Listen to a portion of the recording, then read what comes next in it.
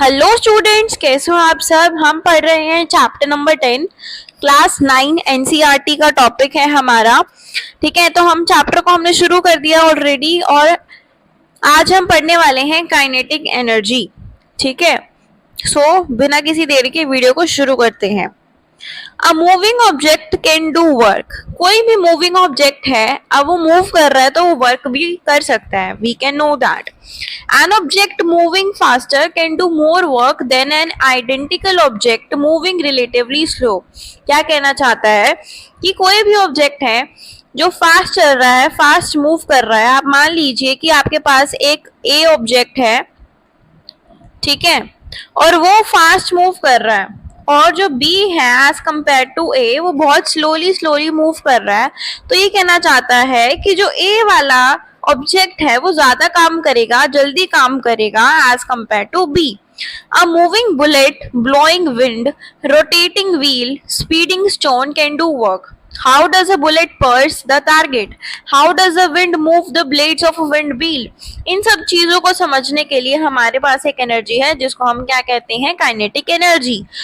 Falling coconut, speeding car, rolling stone, flying aircraft, flowing water, blowing wind, running athlete et cetera, ये सारे क्या करते हैं, ये पोजेस करते हैं। मींस ये सारी चीजें एग्जाम्पल है किसकी, काइनेटिक एनर्जी की। इन शॉर्ट, काइनेटिक एनर्जी एक ऐसी एनर्जी होती है जो कि किसी भी ऑब्जेक्ट के द्वारा या कोई ऑब्जेक्ट उसको पोजेस कर रहा है उस एनर्जी को due to its motion. Means कि अगर हम मूवमेंट कर रहे हैं तो हमारी बॉडी किस एनर्जी में मूव कर रही है, किस एनर्जी को पोजेस कर रही है, that is kinetic energy.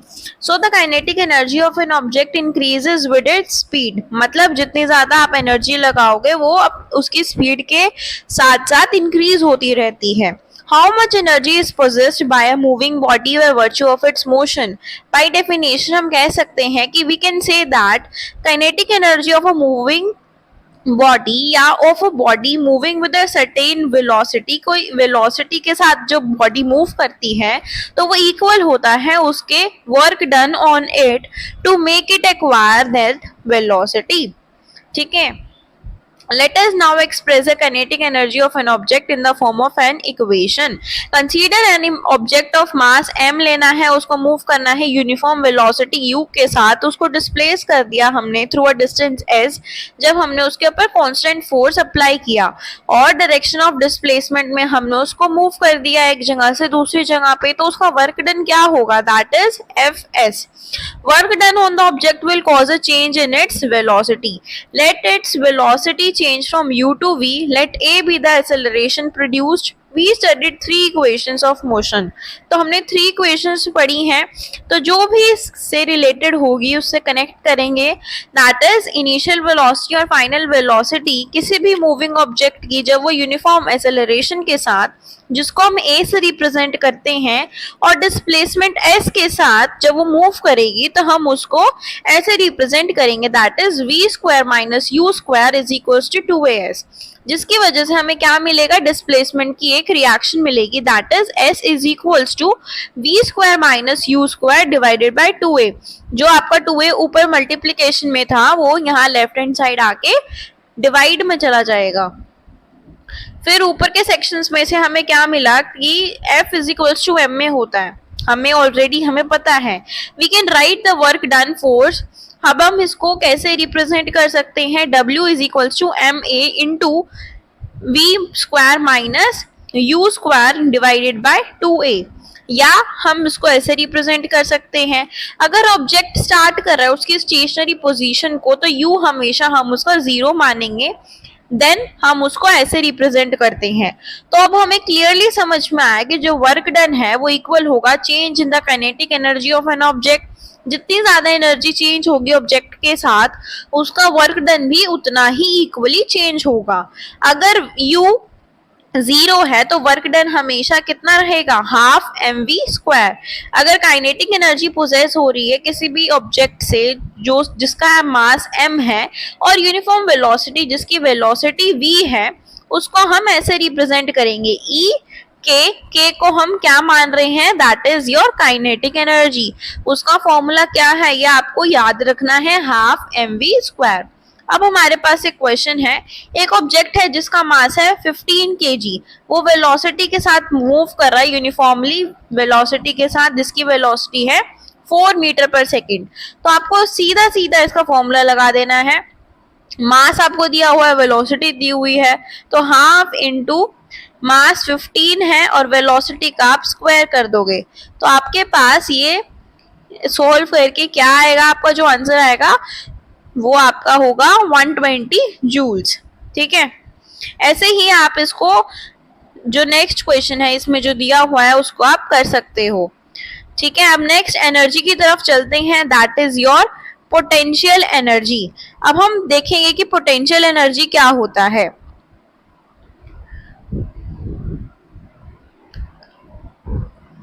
So in the above situations, energy gets stored due to the work done on the object. अब energy stored हो जाती है जब भी हम work done करते हैं। Energy transfer to an object is stored as potential energy. जब वो use में नहीं आ रही तो वो उसका एक cause बन जाती है जिसकी वजह से उसकी speed या velocity change हो जाती है किसी भी object की। तो जब भी आप energy को transfer करते हो, जब आप stretch करते हो एक rubber band को, तो आप energy को transfer कर रहे हो। सो जो एनर्जी ट्रांसफर हुई है टू द बैंड वो होगी potential energy. So you do work while, जब आप रबर बैंड को स्ट्रेच करते हो तो वो आपकी ट्रांसफरेंस हो रही है एनर्जी की, तो एनर्जी ट्रांसफर हो रही है बैंड के जरिए, तो वो है potential energy. You do work while winding the key of a toy car, the energy transfer the spring inside is stored as potential energy. तो पोटेंशियल एनर्जी क्या है, potential energy is possessed by the object, वो एक ऐसी energy है जो कि present हो जाती है उसी के अंदर by virtue of its position और कॉन्फ़िगरेशन। उसको हम कैसे रिप्रेजेंट करेंगे, that is your potential energy. अब है potential energy of an object at a height. एक ऑब्जेक्ट इंक्रीज हो रही है उसकी energy when raised through a height. हमने किसी भी ऑब्जेक्ट को हाइट पे लेके चले गए हम उसको, और उसकी एनर्जी इंक्रीज हो जाती है जब भी हम उसको हाइट पे लेके जाते हैं। ऐसा क्यों होता है, work is done on it against gravity while it is being raised. जब हम उसको लेके गए ऊपर हाइट पे लेके गए तो उसके ऊपर ग्रेविटी की वजह से अगेंस्ट द ग्रेविटी एक वर्क डन हुआ जिसकी वजह से उसकी एनर्जी इंक्रीज हो जाती है। एनर्जी जो उस ऑब्जेक्ट के अंदर प्रेजेंट थी उसी को हम क्या कहेंगे, ग्रेविटेशनल पोटेंशियल एनर्जी कहेंगे। अब gravitational potential energy of an object at a point above the ground, उसको हम कैसे डिफाइन करेंगे, it is defined as a work done in raising it from the ground to that point against gravity. It is easy to arrive at an expression for the gravitational potential energy of an object at a height. तो इसका अब हम expression निकालेंगे। एक object लेना है, उसका मास है m, उसको रेस कर दिया आपने एक हाइट h पे फ्रॉम द ग्राउंड। तो force required to do this, आपने ग्राउंड पे एक बॉक्स रखा हुआ है, उसको आप एक हाइट पे ले गए, अब इसकी हाइट यहाँ पे है। ठीक है, अब जो मिनिमम फोर्स रिक्वायर्ड होगा इस ऑब्जेक्ट को ऊपर लेके जाने के लिए वो इक्वल होगा to the weight of object. अब वेट क्या है, mg। So object gains energy equal to the work done on it. अब वर्क डन को हम अगेंस्ट द ग्रेविटी अगर हम लिखें तो हम कैसे लिखेंगे, हम लिखेंगे फोर्स इनटू डिस्प्लेसमेंट। फोर्स क्या होता है, mg, और डिस्प्लेसमेंट क्या हुई है, नीचे से ग्राउंड से ऊपर की तरफ गया है, दैट इज h। तो हम इसको लिखेंगे mgh। Since work done on the object is equal to mgh, तो वर्क डन कितना हुआ ऑब्जेक्ट पे, वो इक्वल है mgh के। तो energy equal mgh unit is gained by the object. So ये क्या है, पोटेंशियल एनर्जी है, इसको हम लिखेंगे EP is equals to mgh। इसका अब हम एक क्वेश्चन कर लेते हैं। सो आपके पास find the energy possessed by an object of mass 10 kg जब उसकी height 6 metre above the ground थी और गिवन है g की वैल्यू 9.8। तो मास h और g की वैल्यू गिवन है, सिंपल सा क्वेश्चन है, इसमें हम सारी वैल्यूज पुट कर देंगे और आपकी पोटेंशियल एनर्जी आ जाएगी। ये ठीक है, as simple as that. It is useful to note that the work done by the gravity किस पे डिपेंड करती है? On the difference in vertical heights of the initial और final positions of the object. लेकिन वो path पे depend नहीं करती कि कितना उसने पाथ मूव किया है। जो नीचे फिगर दी हुई है वो हमें दिखा रहा है कि जहाँ पे ब्लॉक को रेस किया गया है, एक पोजीशन है ए, दूसरी पोजीशन है बी, उनमें दो डिफरेंट पार्ट्स लिए गए हैं और let the height A B is equals to h. In both the situations work done on the object is m g h. अब पाथ ए में पाथ 1 है जो, उसमें सीधा सीधा उसने ट्रैवल किया ए पोजीशन से बी पोजीशन पे, लेकिन पाथ 2 में वो इधर उधर जाके लेफ्ट राइट मूव करके एक जगह से दूसरी जगह पे मूव कर रहा है। ठीक है, लेकिन दोनों में जो फोर्स होगा, जो पोटेंशियल एनर्जी लगेगी, वो कितनी लगेगी? mgh से ही हम उसको रिप्रेजेंट करेंगे। अब नेक्स्ट है are various energy forms interconvertible. जो एनर्जी फॉर्म्स होते हैं जैसे पोटेंशियल एनर्जी है, काइनेटिक एनर्जी हमने पढ़ी, वो क्या इंटर कन्वर्टिबल है, एक दूसरे में चेंज हो सकते हैं। So we find in nature a number of instances of conversion of energy from one form to another. ठीक है, तो इसका हमें एक इंस्टेंस देना है, समझना है कि क्या एनर्जी जो है वो ट्रांसफर हो सकती है एक जगह से दूसरी जगह पे, या इंटर कन्वर्टिबल हो सकती है। अब हम पढ़ेंगे law of conservation of energy. Activities 10.13 और 10.14 में हमने पढ़ा कि जो फॉर्म ऑफ एनर्जी है उसको हम चेंज कर सकते हैं एक फॉर्म से दूसरे फॉर्म में। What happens to the total energy of a system during और after the process. So activity 10.13 पर लेते हैं। आपको स्मॉल ग्रुप्स के अंदर सेट करना है। Discuss various ways of energy conversion in nature. Energy conversion के वेरियस वेज को डिस्कस करना है और इन फॉलोइंग क्वेश्चंस को डिस्कस करना है कि how do green plants produce food, where do they get their energy from. ठीक है, ये सारी चीजें आपको डिस्कस करनी है। एक्टिविटी 10.14 में क्या है, कुछ ह्यूमन एक्टिविटीज जो होती हैं, गैजेट्स हैं, we use involve conversion of energy from one form to another. उनकी आपको एक लिस्ट बनानी है उन सभी एक्टिविटीज गैजेट्स की, और उनको आइडेंटिफाई करना है कि कौन सी चीज में कौन सी एनर्जी कन्वर्जन हुआ है। ठीक है, अब हमें पता चला कि हमने क्या पढ़ा है 10.13 और 10.14 एक्टिविटी के अंदर। अब जब भी एनर्जी ट्रांसफॉर्म होती है तो टोटल एनर्जी हमेशा अनचेंज रह जाती है। ये होता है कंजर्वेशन ऑफ एनर्जी। मीन्स कि according to this law energy can only be converted from one form to another. वो नाइदर क्रिएट होती है, ना तो बनती है, और ना ही डिस्ट्रॉय होती है। सो जो total energy before and after the transformation वो सेम रहती है। Law of conservation of energy valid है सभी सिचुएशंस में और सभी काइंड्स की ट्रांसफॉर्मेशंस में। सिंपल से एग्जांपल लेते हैं। एक ऑब्जेक्ट है मास m जो कि फ्रीली फॉल कर रहा है एक हाइट से जिसकी हाइट है h। स्टार्टिंग में क्या है, पोटेंशियल एनर्जी है mgh, लेकिन काइनेटिक एनर्जी कितनी है, 0। सो काइनेटिक एनर्जी 0 क्यों है? 0 इसलिए है क्योंकि वेलोसिटी भी 0 है। टोटल एनर्जी ऑब्जेक्ट की कितनी होगी, mgh। अगर वो फॉल कर रहा है तो उसकी पोटेंशियल एनर्जी चेंज हो जाएगी किस में, काइनेटिक एनर्जी में।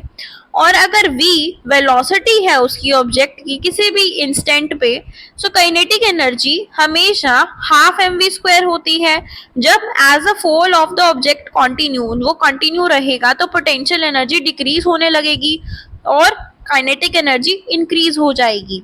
When the object is about to reach the ground, height 0 हो जाएगी और वेलोसिटी हाईएस्ट हो जाएगी, जिसकी वजह से काइनेटिक एनर्जी लार्जेस्ट और पोटेंशियल एनर्जी लीस्ट हो जाएगी। However, अब सम ऑफ पोटेंशियल एनर्जी और काइनेटिक एनर्जी अगर हम देखेंगे तो वो सभी पॉइंट्स के ऊपर सेम हमें दिखेंगे।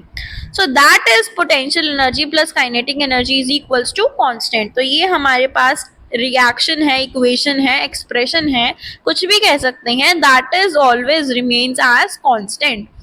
ठीक है, so sum of kinetic energy and potential energy of an object वो होगा टोटल मैकेनिकल एनर्जी की कितनी मैकेनिकल एनर्जी यूज हुई है। We find that during the free fall of the object potential energy जो है वो डिक्रीज होने लगती है किसी भी पॉइंट पे, वो इक्वल होगी उसकी इंक्रीज इन काइनेटिक एनर्जी में। So there is a continual transformation हो रहा है ग्रेविटेशनल पोटेंशियल एनर्जी का इनटू काइनेटिक एनर्जी। अब हम पढ़ेंगे that is rate of doing work. अब रेट क्या है? Do all of us work at the same rate? क्या सभी जो पर्सन्स हैं वो काम कर रहे हैं, सभी सेम स्पीड पे काम कर रहे हैं? नहीं, कोई स्लो स्पीड पे काम करता है, कोई फास्ट स्पीड पे काम करता है। जो मशीन्स हैं वो क्या इक्वल अमाउंट की एनर्जी को कंज्यूम कर रहे हैं सेम रेट पे? जो एजेंट्स हैं जो एनर्जी को ट्रांसफर कर रहे हैं वो डिफरेंट रेट्स पे काम करते हैं। सो इसको समझने के लिए हमारे पास एक एक्टिविटी है। आपने दो बच्चों को लिया, एक का नाम ए है, एक का नाम बी है। आपने उनको कहा that they weigh the same, both start climbing up a rope separately, both reach a height of 8 metre. Let us say कि ए ने 15 सेकंड लिए और बी ने 20 सेकंड लिए उस टास्क को कंप्लीट करने के लिए। So what is the work done by each? काम दोनों ने सेम किया है, ठीक है, लेकिन हाउएवर ए ने कम टाइम लिया लेकिन बी ने ज्यादा टाइम लिया। So who has done more work in a given time? से इन 1 सेकेंड। ठीक है, किसने ज्यादा काम किया? इन चीजों को समझने के लिए हमें इस टॉपिक को समझना होगा कि a stronger person may do certain work in relatively less time.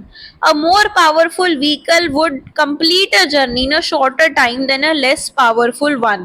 We talk of the power of machines जैसे कि मोटर बाइक्स, मोटर कार्स। तो स्पीड विथ विच चीज जो व्हीकल्स होते हैं, मैकेनिकल्स जो भी चीजें होती हैं, इक्विपमेंट्स होते हैं, वो चेंज करते हैं एनर्जी को, या जो काम करती हैं वो एक बेसिस है उनके क्लासिफिकेशन का।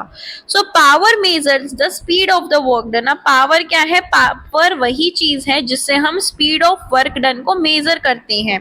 दैट इज हाउ फास्ट और स्लो वर्क इज डन, कितनी तेजी से और कितने आराम से काम हुआ है। पावर को हम डिफाइन करेंगे as the rate of doing work और the rate of transfer of energy. जब भी एक एजेंट वर्क कर रहा है W किसी भी टाइम t में, तो उसकी पावर को हम रिप्रेजेंट करते हैं, that is represented as P is equals to W upon T, that is work upon time. तो यूनिट ऑफ पावर हमारी क्या हो जाएगी? वॉट हो जाएगी। Watt, 1 watt is the power of an agent, जो काम कर रहा है 1 जूल पर सेकेंड पे। सो इसकी ऐसा यूनिट क्या है? 1 जूल पर सेकेंड।